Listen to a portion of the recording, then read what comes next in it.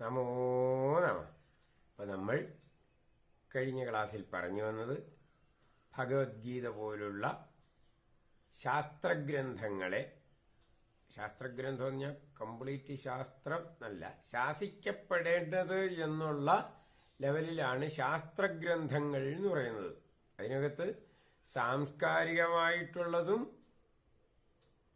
ഭൗതിക ശാസ്ത്രപരമായിട്ടുള്ളതുമായിട്ടുള്ള ഏത് കാര്യങ്ങളും ശാസിക്കപ്പെടേണ്ടതായിട്ട് വരുമ്പോൾ അതിനെ ശാസ്ത്രഗ്രന്ഥങ്ങൾ എന്ന് പറയും. ഒരു സാമൂഹ്യ ജീവിതത്തെ സുഖകരവും സമാധാനപൂർണവുമാക്കണമെങ്കിൽ അതിന് നമ്മളുടെ അതുവരെയുള്ള അനുഭവങ്ങളെ ക്രോഡീകരിച്ചുകൊണ്ട് ഗുരുതുല്യരായിട്ടുള്ള ആളുകളാൽ ശാസിക്കപ്പെടുന്ന കാര്യങ്ങൾ പിന്തുടരേണ്ടതായിട്ടുണ്ട്.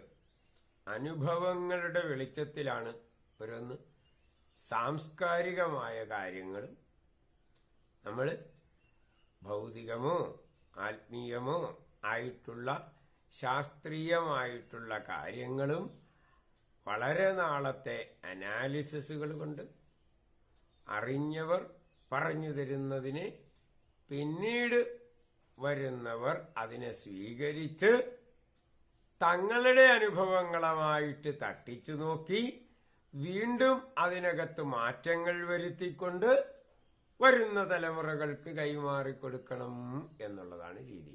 അപ്പോൾ അതത് സന്ദർഭങ്ങളിൽ കിട്ടുന്ന ആ അറിവുകൾ എത്ര അറിവുകൾക്ക് സമാനമാണ്? അനന്തമായ അറിവുകൾക്ക് സമാനമാണ് അതിൻ്റെ ക്രോഡീകരണം. എപ്പോഴും നമുക്ക് ഒരു തുടക്കത്തിനായിട്ട് മൂലധനമായിട്ട് നമുക്ക് കിട്ടുന്നത് ആ സമയം വരെ ഉണ്ടായിരുന്ന നമ്മളുടെ പൂർവഗാമികളുടെ അനുഭവങ്ങളുടെ അക്രോഡീകരണമായിട്ടുള്ളൊരു സത്തയാണ് നമുക്ക് ഈ ജീവിതം തുടങ്ങാനുള്ള ഒരു മൂലധനമായിട്ട് വരുന്നത്. എല്ലാ വിധത്തിലും അത് ഭൗതികമോ ആത്മീയമോ ആയിട്ടുള്ള ശാസ്ത്രങ്ങളുടെ ആയിക്കൊള്ളട്ടെ, സാമൂഹ്യ ജീവിതം സുഖകരവും സമാധാനപൂർണവുമാകാനുള്ള സംസ്കാരമായിക്കൊള്ളട്ടെ, എല്ലാം ആ ഏത് വിധത്തിലുള്ള, അതുപോലെ തന്നെ നമ്മളുടെ ഏത് കുടുംബത്തിലാണോ ജനിക്കുന്നത് എന്നനുസരിച്ചിട്ടാണ് നമ്മളുടെ സാമ്പത്തികമായിട്ടുള്ള ആ അടിസ്ഥാന മൂലധനം നമുക്കുണ്ടാകുന്നതും. അപ്പോൾ ഇതെല്ലാം ഇങ്ങനെ പല പല പല തലങ്ങളിൽ നമുക്ക് ജീവിതത്തിന് ആവശ്യമായിട്ടുള്ള വിവിധ മേഖലകളിലെ മൂലധനങ്ങൾ ഇങ്ങനെയാണ് കിട്ടുന്നത്. നമ്മളുടെ പൂർവഗാമികളുടെ ആ അനുഭവ സമ്പത്തിൽ നിന്ന് അത് നമ്മളിലേക്ക് പകർന്നു തരികയാണ് ആവശ്യമനുസരണം. അത് ഉപയോഗിച്ചുകൊണ്ട്, എന്നാൽ അത് അതുപോലെ നിർത്തുകയാണോ ചെയ്യുന്നത്? അല്ല. അപ്പോൾ നമ്മളും ആ വണ്ടിയുടെ ചക്രം പോലെ കറങ്ങിക്കൊണ്ടിരിക്കുകയാണ്. ഇവിടെയുള്ള എല്ലാ സൃഷ്ടികളും തങ്ങളുടെ പൂർവഗാമികളുടെ അനുഭവങ്ങൾ സ്വീകരിച്ചുകൊണ്ട് തങ്ങളുടെ പ്രവർത്തനങ്ങൾ അനുഭവങ്ങളായിട്ട് ആ തങ്ങളുടെ പ്രവർത്തന ഫലമായിട്ടുള്ള അനുഭവങ്ങളെ ക്രോഡീകരിച്ചുകൊണ്ട് വരുന്ന തലമുറയ്ക്ക് പകർന്നു കൊടുക്കുന്ന ഒരു വാസനയായിട്ട് മാറ്റിക്കൊണ്ടാണ്, അവർക്കതിനുള്ള മൂലധനമായിട്ട് പ്രദാനം ചെയ്തുകൊണ്ടാണ് നമ്മളുടെ ജീവിതം നമ്മൾ മുന്നോട്ട് കൊണ്ടുപോകുന്നത്. അപ്പോൾ പൂർവികരിൽ നിന്ന് സ്വീകരിക്കുന്നു, അനന്തരഗാമികൾക്കായിട്ട് നൽകുന്നു. ഇതിൻ്റെ ഇടയ്ക്കുള്ള ഈ നമ്മളുടേതായിട്ടുള്ള സമയത്തെ പ്രവർത്തനങ്ങളെ നമുക്ക് വിജയകരമായിട്ട് പൂർത്തീകരിക്കാൻ സാധിക്കുന്നു. വിജയകരമാകുന്നത് എപ്പോഴാണ്? ഈ സ്വീകരണവും ഈ ദാനവും കംപ്ലീറ്റ് ആകുമ്പോൾ. അല്ലെങ്കിൽ എന്തു പറ്റും? ഇവിടെയൊക്കെ ഇത് ഒന്നും നമുക്ക് പിടിച്ചു വയ്ക്കാൻ പാടില്ല. ഇദം ന മമ എന്നുള്ളതാണ് നമ്മളുടെ മന്ത്രം തന്നെ. ഭാരതീയ ആർഷ ചിന്താഗതി അനുസരിച്ച്, ആ ശാസ്ത്രീയമായിട്ടുള്ള ചിന്താഗതി അനുസരിച്ച് നമുക്ക് ഒരു വളരെ സുഖകരമായിട്ടുള്ള ഒരു പ്രശ്നവും കൂടാത്ത ജീവിത യാത്രയ്ക്ക് തഴമുഴകളൊന്നും ഉണ്ടാകാതെ ഉരുളണമെങ്കിൽ, ആസ്വദിച്ചു പോകണമെങ്കിൽ ഇദം ന മമ എന്ന മന്ത്രം നമ്മളുടെ ഉള്ളിൽ എപ്പോഴും ഉണ്ടായിരിക്കണം. ഇത് എൻ്റെ അല്ല, ഇത് എൻ്റെ അല്ല. അതാണ് നമുക്ക് മനസ്സിലാക്കേണ്ടതായിട്ടുള്ള ഏറ്റവും പ്രധാനപ്പെട്ട ഒരു മന്ത്രം. എൻ്റെ എൻ്റെ എൻ്റെ എന്ന് വിചാരിച്ച് നമ്മൾ ഏതിൽ കയറി പിടിച്ചാലും അത് നമുക്കവിടെ ഒരു അബ്നോർമാലിറ്റി ഉണ്ടാക്കുകയാണ്. നമ്മളുടെ യാത്ര ഒരു ഉരുളുന്ന ചക്രത്തിൽ ഒരു കല്ല് പതിച്ചാൽ എങ്ങനെ ഇരിക്കും, ഒരു ആണി പതിച്ചാൽ എങ്ങനെ ഇരിക്കും, അവിടെ വരുമ്പോൾ ആ ഭാഗം മുട്ടുന്ന സമയത്തൊക്കെ ചാട്ടമുണ്ടാകും. അപ്പൊ പല ആണികൾ അല്ലെ പല കല്ലുകൾ ഈ വീലിൽ കയറി പിടിച്ചിരിക്കുകയാണെങ്കിൽ വീലിന്റെ സ്മൂത്ത്നെസ് പോയിട്ട് ചാട്ടങ്ങളായിട്ട് മാറും. വീലിന്റെ ആ കൃത്യമായിട്ടുള്ള ആ റൗണ്ട് എന്നുള്ള അവസ്ഥയ്ക്ക് മാറ്റം വരുത്തിയിട്ട് അവിടെയൊക്കെ തഴമുഴകൾ വന്നുകൊണ്ടിരിക്കും എന്നർത്ഥം.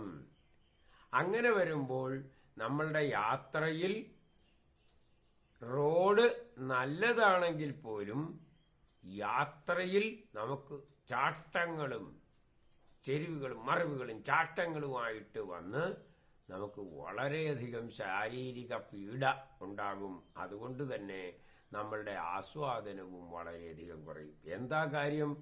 പലതും കാണുമ്പോൾ നമ്മൾ അത് എൻ്റെ എന്ന് പറഞ്ഞ് ചേർത്ത് വയ്ക്കും. എൻ്റെ എന്ന് പറഞ്ഞ് ചേർത്ത് വയ്ക്കാനുള്ള നമ്മളുടെ ഈ സ്വരുക്കൂട്ടലിനെയാണ് നമ്മൾ എപ്പോഴും ഭയപ്പെടേണ്ടത്. അതെങ്ങനെയായിരിക്കണം? ഒന്നിനോടും വലിയ ആസക്തിയില്ലാതെ ഒരേ വിധത്തിൽ ഈ കറങ്ങുന്ന വീലിൽ നമ്മൾ റബ്ബർ ചേർക്കുന്നത്. തടിയായിട്ടുള്ള വീല്, പണ്ടൊക്കെ കാളവണ്ടിക്കും കുതിരവണ്ടിക്കുമൊക്കെ തടിച്ചക്രങ്ങളാണ്. ആ തടിച്ചക്രങ്ങൾ കൊണ്ട് ഉണ്ടാക്കിയ അതിന് സ്മൂത്ത്നെസ് കൊടുക്കാനാണ് നമ്മൾ ചേർക്കുന്നത്. എന്നോടല്ല, എൻ്റെ ചക്രത്തിലാണ് ഞാൻ ചേർക്കുന്നത്. എൻ്റെ എന്ന് പറഞ്ഞല്ല നമ്മൾ സാധനങ്ങൾ സ്വരുക്കൂട്ടേണ്ടത്. എങ്ങനെയായിരിക്കണം? എൻ്റെ ഈ ചക്രം ഉരുളാൻ വേണ്ടി മാത്രം അതിൻ്റെ ആ ബൗണ്ടറിയിൽ റബ്ബർ ഒരു കവർ കൊടുക്കുന്നത് പോലെ, ടയർ കൊടുക്കുന്നത് പോലെ ചക്രത്തിന് ടയർ, പിന്നെ അതിനകത്ത് ട്യൂബ് എന്ന് പറഞ്ഞാൽ ടയറും നേരെ എന്ത് ചെയ്യുന്നില്ല, ഈ ചക്രവുമായിട്ട് ബന്ധിപ്പിക്കുന്നില്ല.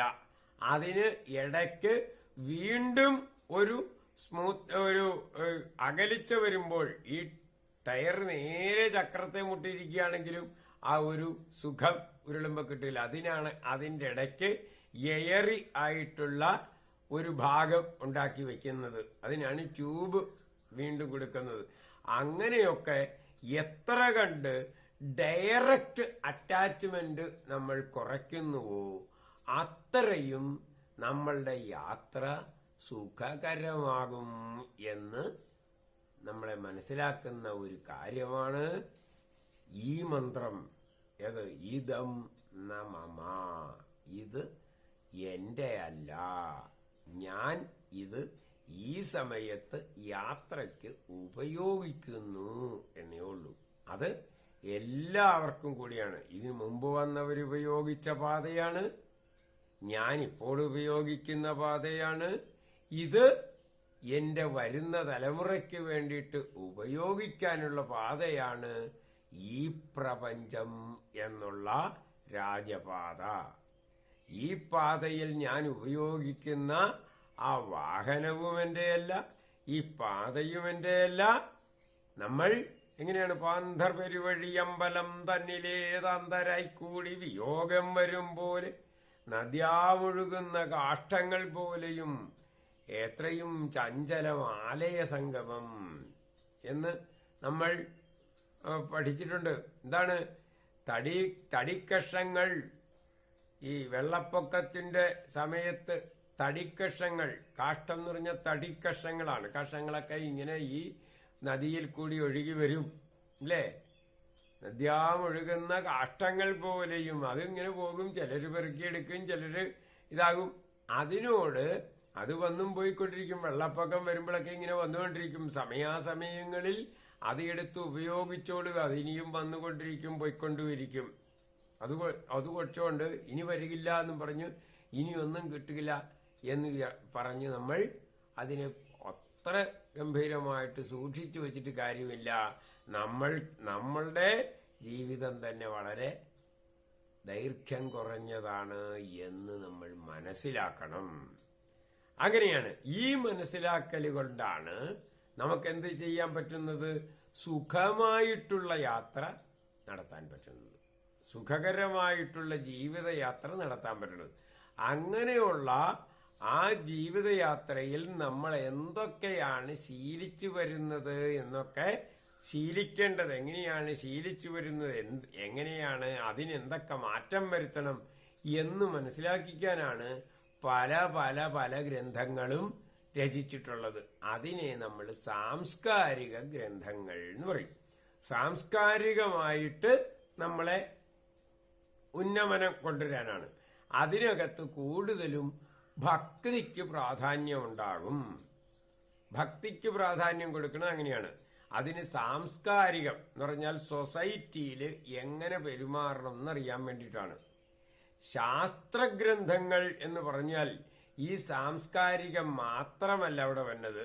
അതിൽ പ്രാധാന്യം കൊടുക്കുന്നത് ഇവിടെ എങ്ങനെയാണ് പ്രാപഞ്ചിക നിയമങ്ങളെ മനസ്സിലാക്കേണ്ടതെന്നും ആ പ്രാപഞ്ചിക നിയമങ്ങളെ മനസ്സിലാക്കി തൽക്കാലം നമ്മളുടെ വിജയങ്ങൾക്കായിട്ട് ജീവിതത്തിൽ ഓരോ പ്രയത്നങ്ങളിൽ വിജയിക്കുന്നതിന് വേണ്ടിയിട്ട് ഈ പ്രാപഞ്ചിക നിയമങ്ങളെ എങ്ങനെ നമുക്ക് പ്രയോജനപ്പെടുത്താം. അപ്പോൾ എങ്ങനെ പ്രയോജനപ്പെടുത്തുകയാണെങ്കിൽ ആദ്യം എന്തിനും ഈ നിയമങ്ങളെ നമ്മൾ അറിയണം. അതിനാണ് ശാസ്ത്ര തത്വങ്ങൾ എന്ന് പറയുന്നത്. ശാസ്ത്ര തത്വങ്ങൾ ഇന്ന സമയത്ത് മഴ പെയ്യും എന്ന് കണ്ടുപിടിക്കുന്നത് അത് ശാസ്ത്ര ഗവേഷണമാണ്. അതെന്താണ്? അത് തത്വങ്ങൾ, നമ്മളുടെ പ്രകൃതി തത്വങ്ങളെ മനസ്സിലാക്കുന്നതിനാണ്. അത് ഓരോ ഇക്വേഷനൊക്കെ ഉണ്ടാക്കിയിട്ട് മാത്തമാറ്റിക്സിലൊക്കെ ഒരു ഇന്ന പോലെ ചെയ്താൽ ഇന്ന വരും. അതൊക്കെ ശാസ്ത്ര തത്വങ്ങളാണ്. E=mc² എന്നൊക്കെ പറയുന്നത് ശാസ്ത്ര തത്വങ്ങളാണ്. പക്ഷേ തത്വശാസ്ത്രങ്ങൾ എന്ന് പറഞ്ഞാൽ ഈ തത്വങ്ങളെ നമ്മൾ തലമുറകളിലേക്ക് പകർന്നു കൊടുക്കേണ്ടതിനെയാണ് തത്വശാസ്ത്രം എന്ന് പറയുന്നത്. ഒന്ന് എന്താണ്? താൽക്കാലികമായിട്ടുള്ള വിജയങ്ങൾക്കായിക്കൊണ്ട് ഇവിടെ ഈ പ്രപഞ്ചത്തിൽ കാണുന്ന പാരസ്പര്യത്തെ നമ്മൾ ശരിക്കും മനസ്സിലാക്കി ക്രോഡീകരിച്ചിട്ടുള്ള ഒരു വാക്യത്തെയാണ് ശാസ്ത്ര തത്വം എന്ന് പറയുന്നത്. എന്നാൽ ഈ തത്വങ്ങളെയൊക്കെ നമുക്ക് ആവശ്യത്തിലധികമായിട്ട് ദുരുപയോഗം ചെയ്യാതെ ഇതം ന മമ എന്നുള്ള ഒരു രീതിയെ സ്വീകരിച്ചുകൊണ്ട് അത് വരും തലമുറകൾക്കും നമ്മൾക്കും വരും തലമുറകൾക്കും നമ്മളുടെ പൂർവ്വസൂരികൾ എങ്ങനെയാണോ ഇത് നമ്മളിലേക്ക് പകർന്നു തരാൻ ശ്രമിച്ചത് അതുപോലെ അത്രമാത്രം നമ്മൾ ഇത് സ്വീകരിച്ചുകൊണ്ട് ഇതിനെ ആസ്വദിക്കാം. പക്ഷെ അതിൽ കയറി പിടിക്കാൻ പാടില്ല. ഒരു ഓടിപ്പോകുന്ന ഒരു കയറിൽ നമ്മൾ കയറി പിടിച്ചാൽ എന്തു പറ്റും? നമ്മളുടെ കയ്യിലെ തൊലി അങ്ങോട്ട് ഒരു റണ്ണിങ് ആയിട്ടുള്ള സ്റ്റേറ്റിലുള്ള എന്തിൽ കയറി ഞങ്ങൾ പിടിക്കുകയാണെങ്കിൽ നമ്മളുടെ കയ്യിലെ തൊലി പോകും എന്നുള്ളതല്ലാതെ അത് വളരെ അപകടം. അപ്പൊ പിടിക്കരുത്, പക്ഷെ തഴുകി വിടുക. എന്ന് പറഞ്ഞു. അപ്പോൾ ആസ്വാദനത്തിനൊരു ചലനം ആവശ്യമുണ്ട്. അതിന് മൃദുവായിട്ടുള്ള സ്പർശം, മൃദുവായിട്ടുള്ള ആ ഒരു സ്വീകരണം. അപ്പൊ അതുകൊണ്ട് നമുക്ക് അതിനെ നമ്മൾ വെള്ളത്തിൽ ഒഴുകിപ്പോകുന്ന വെള്ളത്തിൽ കൈകൊണ്ട് ഇങ്ങനെ നമ്മൾ ആ കുട്ടികൾ തല്ലി കളിക്കുകയല്ലേ വള്ളത്തിലൊക്കെ പോകുമ്പോൾ, അതുപോലെ നമുക്ക് ഒരു ഉറപ്പിച്ചുള്ള പിടുത്തം ഈ പ്രപഞ്ചത്തിൽ ഉണ്ടാകാൻ പാടില്ല. അതിനെ ഒഴുക്കിന്റെ കൂട്ടത്തിൽ ഒഴുകിപ്പോകുമ്പോൾ അതിനെ ആസ്വദിക്കാൻ എങ്ങനെയായിരിക്കണം എന്നുള്ളത് മനസ്സിലാക്കുന്നതിനുള്ള പല പല പല രീതികളാണ് സാംസ്കാരിക ഗ്രന്ഥത്തിലുള്ളത്. തൽക്കാലം ആയിട്ടുള്ള ആ പ്രകൃതി നിയമങ്ങളെ എങ്ങനെ ഉപയോഗിച്ച് താൽക്കാലികമായിട്ടുള്ള വിജയം വരിക്കാം എന്ന് കാണിക്കുന്ന ഇങ്ങനെ 2 തരത്തിലുള്ള ശാസ്ത്ര വിധികളുണ്ട്. എന്ന് പറഞ്ഞാൽ ശാസിക്കപ്പെടേണ്ട വിധികൾ. ആ ശാസ്ത്രവിധികളെ കൃത്യമായിട്ട് സിങ്ക്രണൈസ് ചെയ്ത് എത്രമാത്രം വിജയിക്കാൻ ശ്രമിക്കണം, അവിടെ എത്രമാത്രം ഈ വ്യക്തിക്ക് പ്രാധാന്യം കൂടുതൽ കൊടുക്കുമ്പോൾ ആസ്വാദനം വരും, സമൂഹത്തിന് കൂടുതൽ പ്രാധാന്യം കൊടുക്കുമ്പോഴത്തേക്കും സമാധാനം വരും. അപ്പോൾ ഈ സമാധാനവും നമുക്ക് ആസ്വാദനവും എങ്ങനെ പരസ്പരം ബന്ധിപ്പിച്ചുകൊണ്ട് അതിനെ പരസ്പരം സിങ്ക്രണൈസ് ചെയ്തുകൊണ്ട് സമഞ്ജസമായിട്ട് സമ്മേളിപ്പിച്ചുകൊണ്ട് ജീവിക്കാം എന്നുള്ളത് കാണിക്കുന്നതാണ് നമ്മുടെ പൗരാണികമായിട്ടുള്ള ഗ്രന്ഥങ്ങളിൽ ഈ രണ്ടും ചേർത്തിട്ടുള്ളത്. രണ്ടും ചേർത്തിട്ടുള്ള ഗ്രന്ഥങ്ങളിൽ പ്രധാനപ്പെട്ട ഒരു ഗ്രന്ഥമാണ് ഈ ഭഗവത്ഗീത എന്ന് പറയുന്നത്. അതുകൊണ്ടാണ് ആ ഭഗവത്ഗീതയ്ക്ക് ഇത്രയധികം പ്രാധാന്യം വരുന്നത്. നമ്മളിങ്ങനെ മോഡേൺ ഇതിലേക്ക് വരുമ്പോഴത്തേക്കും എന്താണ് സംഭവിക്കുക? സയൻസ് എന്നും പറഞ്ഞൊന്ന് അതെങ്ങനെ വിജയിക്കാം, എങ്ങനെയോ മറ്റത് വേറെ ഹ്യൂമാനിറ്റീസ് എന്നൊക്കെ പറഞ്ഞ് ഇങ്ങനെ തിരിച്ച് ഇത് മറ്റത് ഒന്നിൽ തന്നെ സമഞ്ജസമായിട്ട് ചേർത്ത് വച്ചിരിക്കുകയാണ്. അതിന് വളരെ വളരെ പ്രാധാന്യമുണ്ട്. ഇന്ന് സമയം അതിക്രമിച്ചു വരുന്നു. നമുക്കിന്ന് ഇവിടെ നിർത്താമെന്ന് വിചാരിക്കുന്നു. നന്ദി, നമസ്കാരം. ഓം നമഃ ശിവായ, നമഃ ശിവായ.